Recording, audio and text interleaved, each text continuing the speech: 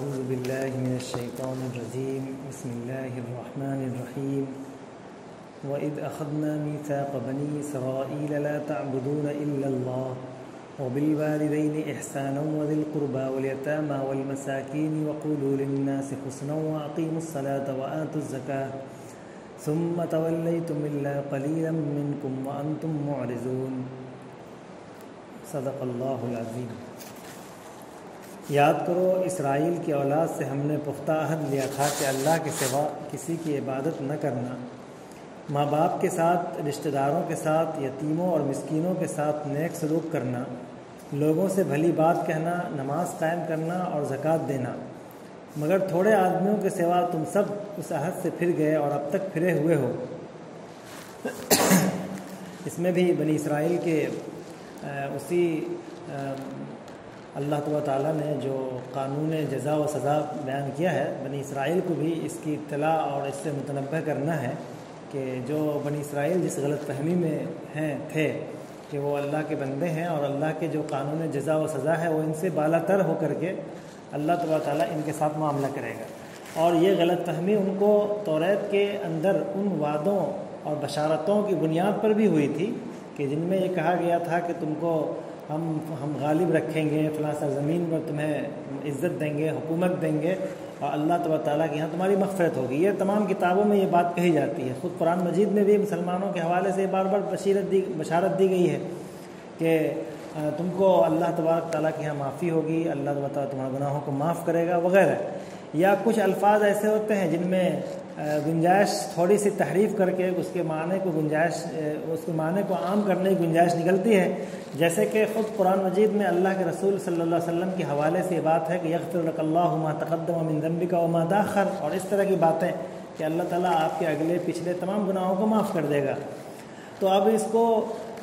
تھوڑے سے تبدیلی کے ساتھ پوری انسان، یہ تو نبی کے لیے ہے، لیکن تھوڑے سے تبدیلی کے ساتھ پوری امت کے لیے بھی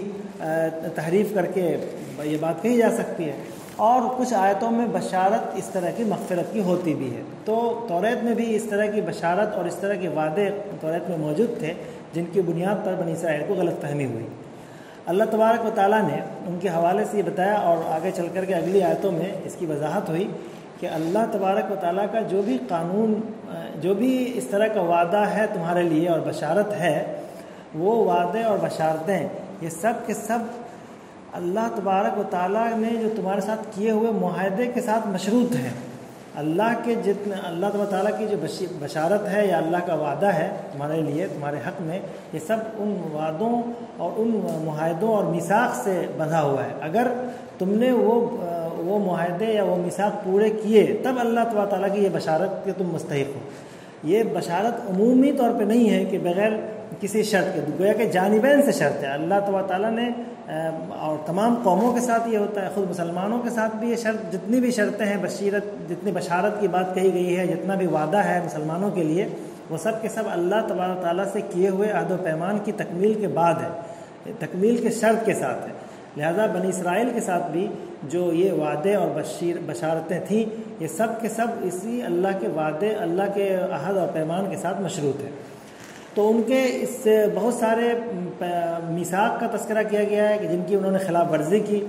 اسی ذیل میں ایک اور میثاق کا تذکرہ ہے، اور اس میثاق میں پورا ایک دین کا مکمل تصور موجود ہے۔ سب سے پہلا جو میثاق کا حصہ ہے وہ یہ ہے کہ لا تعبدون الا اللہ، یعنی توحید کا میثاق ہے کہ توحید ہر حال میں تمہیں اللہ واحد کی پرستش کرنی ہے، اسی کی اطاعت کرنی ہے، اس کے سامنے کسی کو بھی معبود بنانا یا کسی کی اطاعت کرنا، کسی کو غالب رکھنا، یہ اس کی گنجائش نہیں ہوگی، گویا یہ معاہدے کا ایک حصہ ہے۔ اسی طرح ان کے ساتھ معاہدے کا ایک حصہ تھا والدین کے ساتھ حسن سلوک کا، یعنی گویا اب جس طرح توحید کے بعد اب دوسرا ایک خاندانی نظام کا حوالہ ہے کہ والدین کے ساتھ احسان و سلوک، قرابت اور رشتہ داروں کے ساتھ احسان و سلوک، پھر اس کے بعد معاشرے کے جو دبے کچلے لوگ ہیں ان کا گویا معاشرے کا خیال، تو خاندانی نظام، پھر معاشرتی نظام، اور اس کے بعد وقولوا للناس حسنا، یہ عام لوگوں کے حوالے سے کہ جو جن کا تم سے تو کوئی تعلق نہیں ہے لیکن وہ انسانیت سے ان کا تعلق ہے، تو تمام انسانوں کے لیے چاہے وہ تمہاری قوم سے ہو یا نہ ہو، ان کے لیے اچھی باتیں کرنا، ان کے ساتھ گفتگو میں اچھا رویہ اختیار کرنا ان کے ساتھ. اور ظاہر سی بات ہے کہ زبان اور باہمی اچھی گفتگو تمام کامیابیوں اور تمام بھلائی کا پیش خیمہ ہوتا ہے. اگر ان کو بحیثیت قوم توریت کا ذمہ دار بنایا گیا، توریت کا حامل بنایا گیا، تو اب دوسری قوم تک اس کو پہنچانے کے لیے ضروری ہے کہ ان کی زبان ان کی گفتگو میں حسن ہو، خوبصورتی پیدا ہو. تو یہ بھی ضروری ہوتا ہے کہ صرف ایسا نہیں ہے کہ ہم صرف دین پر عمل کریں بلکہ دین کی تبلیغ کریں. اور دین کی تبلیغ کے لیے بنیادی ضرورت یہ ہے کہ لوگوں کے سامنے گفتگو میں بہت ہی زیادہ خوبصورتی ہونی چاہیے. اگر گفتگو میں خوبصورتی نہیں ہے، حسن نہیں ہے، تو پھر اس سے نہ تو اس کی کوئی بات قبول کرتا ہے، نہ اس کی بات کی کوئی اہمیت ہوتی ہے. اس کے بعد پھر عبادات کا نظام کی طرف کا وعدہ کیا گیا کہ عبادت بھی تمہارے لیے ضروری ہے. اقیموا الصلاۃ وآتوا الزکاۃ، اور یہاں پر نماز کے قائم کرنے اور زکوٰۃ ادا کرنے کے ساتھ ساتھ تمام عبادت کا گویا اس میں اشارہ ہے کہ جو بھی عبادت، خاص طور پہ نماز اور زکوٰۃ کا ان کے ساتھ عہد کیا گیا. تو اب ان تمام عہد میں ہم دیکھیں گے میثاق میں تو اندازہ ہوتا ہے کہ پورا جو ایک دین کا مجموعی تصور ہو سکتا ہے وہ یہاں موجود ہے. توحید موجود ہے، خاندانی نظام، اور خاندانی نظام میں جتنے افراد ہیں ان کے ساتھ تو حقوق اور ان کے حقوق کی ادائیگی، یہ اس میں سمجھ میں آتی ہے. اسی طرح معاشرے میں دبے کچلے لوگ، غریب اور یتیم، اس طرح کے لوگ، ان کا حسن، یعنی ان کے ساتھ حسن سلوک کا معاہدہ. اسی طرح عام لوگوں کے ساتھ اس دین کو پھیلانے کے لیے اور عام لوگوں کے ساتھ اچھا رویہ اختیار کرنا، یہ بھی اسی کا حصہ ہے. اور پھر اس کے بعد درجہ آتا ہے عبادات کا. اس میں اس ترتیب میں جو میثاق کی ترتیب بیان کی گئی ہے، اس ترتیب میں ایک خاص بات یہ بھی ہے کہ سب سے پہلی چیز جو ہوتی ہے کسی بھی دین کے جو بنیادی تصور میں، سب سے پہلے توحید ہوتی ہے. اگر یہ چیز نہیں ہے تو اس کے بعد یہ تمام چیزیں بیکار ہو جاتی ہیں. اسی طرح پھر جو یعنی والدین اور خاندانی قرابت کا خیال ہے، یہ بھی اس کا بھی بہت بنیادی مقام ہے. اگر گویا کہ توحید کے بعد اس کا درجہ، قرآن مجید میں بھی جگہ جگہ پر مختلف مواقع پر جہاں بھی اللہ تعالیٰ کی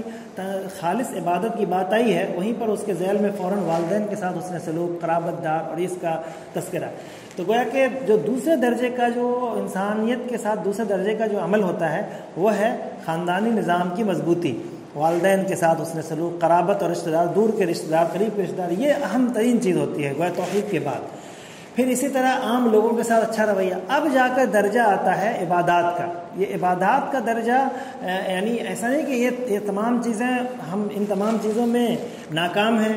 یعنی خاندان کے ساتھ رویہ بہتر نہیں ہے، قرابت داروں کے ساتھ عمدہ سلوک نہیں ہے، اسی طرح عام لوگوں کے ساتھ، ان کے ساتھ گفتگو میں، ان کے ساتھ بات چیت میں کوئی مٹھاس نہیں ہے، کوئی اچھا رویہ نہیں ہے، تو پھر جو نماز وغیرہ کا یا عبادات کی کوئی اہمیت نہیں رہ جاتی ہے. جس طرح توحید کے بغیر دیگر تمام اعمال کی کوئی اہمیت نہیں ہے، اسی طرح اس ترتیب میں ان معاملات کے ساتھ جو خاندانی نظام ہے، یا اسی طرح لوگوں کے ساتھ حسن معاشرت، حسن مکالمہ، ان سب چیزوں کے بغیر بھی عبادت کا کوئی خاص تصور نہیں ہے، نہ اس کی اہمیت ہے. اس لیے بعد میں جا کر کے اقیموا الصلاۃ وآتوا الزکاۃ کا تذکرہ کیا گیا.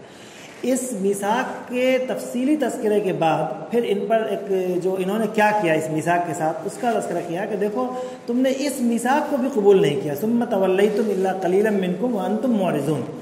کہ تم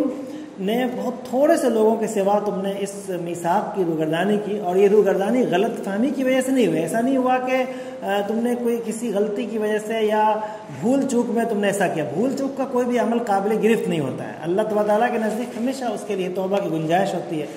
یہاں بھول چوک کی بات نہیں ہے، بلکہ وہ انتم معرضون، یہ گویا اشارہ ہے کہ تم جان بوجھ کر اس طرح ان معاہدات کی خلاف ورزی کر رہے تھے، جان بوجھ کر. لہٰذا اس میں یہ تمہاری جرأت اور ہمت کی بات تھی کہ تم نے اللہ تعالیٰ کے کسی معاہدے کو پورا نہیں کیا. لہٰذا اللہ تبارک و تعالیٰ کی جتنی بشارتیں ہیں، اللہ تبارک و تعالیٰ کے جتنے وعدے ہیں، وہ سب کے سب جو ہیں وہ سب کے سب تمہارے ان معاہدوں سے وابستہ ہیں، مشروط ہیں، اور یہ معاہدے کسی بھی معاہدے کو تم نے صحیح ڈھنگ سے پورا نہیں کیا، لہٰذا اللہ تبارک و تعالیٰ کے ان وعدوں جو توریت میں موجود ہیں، اللہ کی ان بشارتوں جو توریت میں موجود ہیں، ان کے تم مستحق نہیں ہو سکتے۔ یہ یہاں پر بیان ہے۔